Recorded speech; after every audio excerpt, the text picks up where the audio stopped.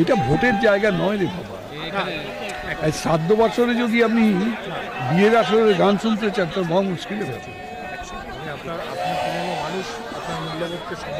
না, আমি তো বললাম যে আমরা আলোচনা চলছে, এখনো আলোচনা শেষ হয়নি।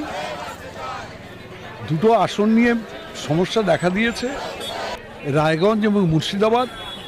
যদিও সে দুটো আসন সিপিএমের প্রার্থীরা জেতার প্রার্থী ছিলেন, কিন্তু গত 5 বছরের যে দেখা যাচ্ছে, ট্রেন্ড দেখা যাচ্ছে, তাতে লোকে সিপিএম ছেড়ে অন্য দলে যাচ্ছে, সিপিএমে যাওয়ার জন্য প্রবণতা নেই। অতএব সেই ক্ষেত্রে সেই মার্জিনাল সিট দুটো সিপিএমকে দিলে দুটো সিটই আমরা হেরে যাব। আমাদের তো মূল উদ্দেশ্য বিজেপি এবং তৃণমূলের স্বৈরাচারকে ঠেকানো। তো দুটো সিট তাদের হাতে তুলে দিয়ে সেই স্বৈরাচারকে বাড়ানোর তো কোনো মানে হয় না। এই জায়গাটায় আটকে আছে। আমরা প্রতিদিন আমাদের যে সমস্যা, আমরা কতটা এগিয়েছি আমরা জানাচ্ছি আমাদের সর্বভারতীয় সভাপতি রাহুল গান্ধীকে। এখন অবধি আমরা আশা করছি যে 1-2 দিনের মধ্যেই এর একটা সমস্যার সমাধান হবে। রাহুল গান্ধীর আসার এখনো ডেট ফাইনাল হয়নি।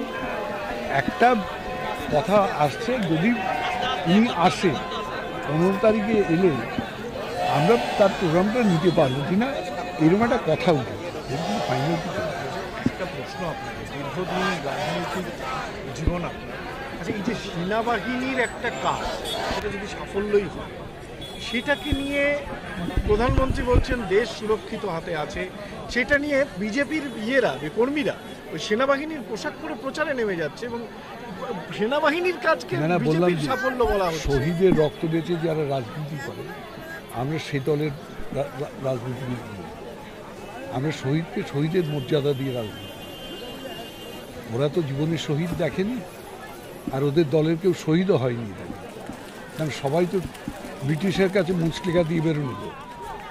তাই ওকে সর্দার বল্লভভাই প্যাটেলের সবচেয়ে উঁচু মূর্তি তৈরি করে দেখাতে হয়। ওদের নিজের দলের কেউ লোক নেই, ওদের বীর সাভারকারও নেই, তিনিও কিন্তু মুচলেখা দিয়ে বেরিয়ে।